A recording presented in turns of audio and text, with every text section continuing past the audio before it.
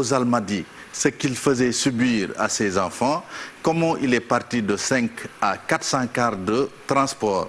Et un fait divers que nous rapporte l'Observateur à Dakar, Pape Sagna, accusé d'avoir tué son patron pour étouffer leurs relations sexuelles, homosexuelles. Pardon. Hop là. Libération revient également sur la bamboula dans la gestion des ressources publiques avec Richard Attias, indemnisé pour un marché fictif. Si on s'arrête sur le personnage de Richard Attias, c'est un, contrairement aux idées reçues, c'est pas un Français, c'est un Marocain qui est né à Fès, et qui est dans, disons, le domaine de la communication. Il a fondé une société de communication appelée Richard Attias et Associates, basée à New York. Et c'est, disons, le mari de Cécilia, l'ex de Nicolas Sarkozy. Donc Richard Attias, à la une de Libération, Libération nous dit que le marché n'a jamais été approuvé, selon l'IGE, qui révèle l'absence d'une facture définitive ou d'un PV de réception. À l'entente Kadakar et UCG, Union de gestion des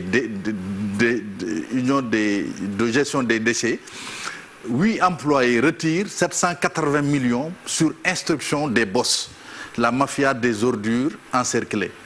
Le journal revient également sur Ndingler, le vigile qui avait brandi une arme contre des députés. Comment le cow-boy a été exfiltré. Source A également qui revient sur les rapports de l'IGE, l'autre personne visée par les détails, les investigations de l'IGE dans différentes institutions. Le journal parle de foire au banditisme. Source A assimile, disons, ces investigations faites par IGE et ces sortes de magouilleurs, entre guillemets, pris la main dans le sac par l'IGE à des bandits. Le journal nous dit, entre 2012 et 2015, 8 employés ont suturé plus de 780 millions de francs CFA à l'UCG.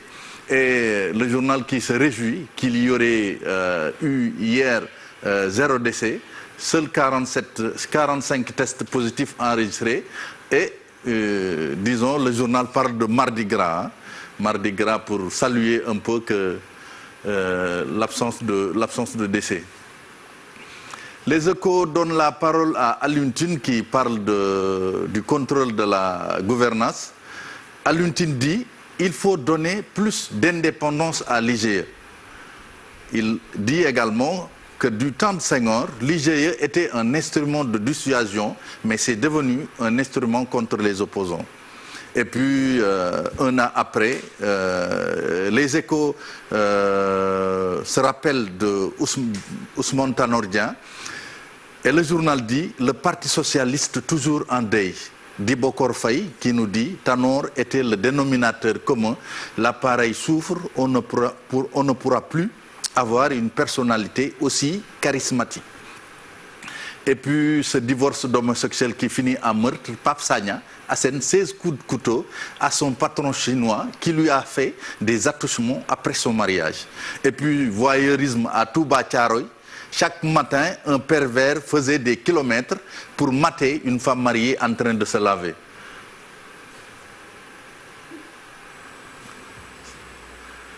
Et puis Vox Pop hein, qui parle des impactés de la Covid et cible un peu les commerçants de Diaobé, mais s'intéresse un peu à Diaobé pour dire que Diaobé perd 5 milliards en 8 semaines. Plus grand marché hebdomadaire d'Afrique de l'Ouest, Diaobé fait un chiffre d'affaires de 700 millions par semaine. Et puis 2 personnes, ce drame également survenu après les violentes pluies survenues à Dakar. 2 personnes électrocutées, 1 mort et beaucoup de dégâts. Et puis ce rapport 2018-2019 de l'IGE qui s'intéresse aux prisons. Les prisons s'enferment dans leurs errements. Et puis pour terminer, Vox Pop, la reprise des vols internationaux ce 15 juillet, 5 compagnies au tableau départ arrivées. Enquête s'intéresse également au rapport de l'IGE et, disons, nous parle des emblèmes de la mal-gouvernance. Ce message également du général Tine pour ces hommes dans la lutte contre la Covid-19, le message du général Tine à ces hommes. Réduction du nombre de tests de coronavirus, l'équation de la crédibilité des chiffres. Et puis pour mettre fin à son chantage, Pape Souleymane poignarde son amant chinois. Ok. On revient sur la polémique liée un peu à l'affaire disons, des gazelles Oryx. Hein. L'affaire Oryx revient au devant de la scène avec cette une du quotidien qui s'entretient avec le ministre de l'Environnement. AKS braise, c'est un calembour.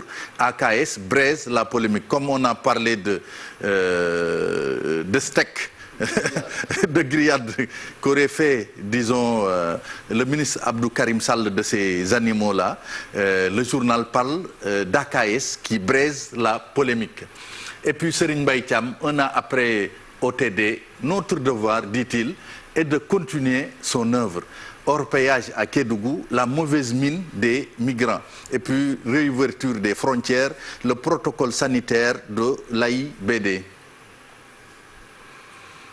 Ali Ngouille Ndiaye est à la une de l'AS et le journal nous dit qu'il tente de désamorcer la bombe opposant un peu, disons, ce bras de fer opposant Sédimon et Ndengler et les populations de Ndengler. Masque obligatoire et baisse des tests, le protocole contradictoire du Sénégal. Gestion du fonds d'aide aux artistes, l'IGE décèle de graves micmacs. Et puis ce drame à Touba, un sexagénaire se donne la mort par pendaison.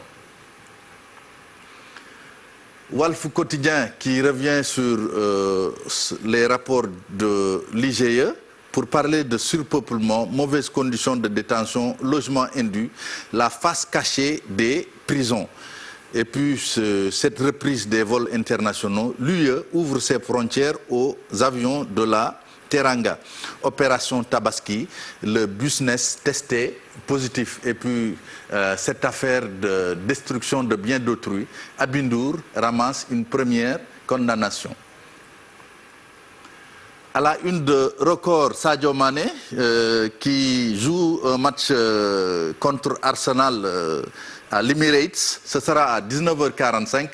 Le journal nous dit que ce sera un duel de buteurs à l'Emirates. Et puis Boubacar Biroba, président de Pépinière Sud de Kolda, National 1, on soutient la saisine des instances contre la décision de la Fédération sénégalaise de football.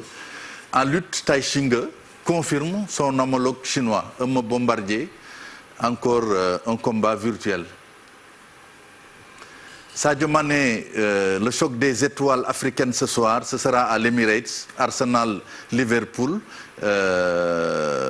Estade, nous camp, disons, l'affiche de ce match. Et puis Crépin et Badji, tout feu, tout flamme, avec le FC Bruges. On va revenir à l'Observateur pour parler un peu de cette revanche.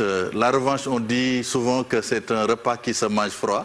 Je pense Bombardier semble faire sien cet adage. Bombardier qui nous dit Gaston m'a offert une occasion inespérée de laver l'affront de ma défaite contre Eumeu Sène. Ce sera un combat explosif. Je veux sortir de l'arène par la grande porte.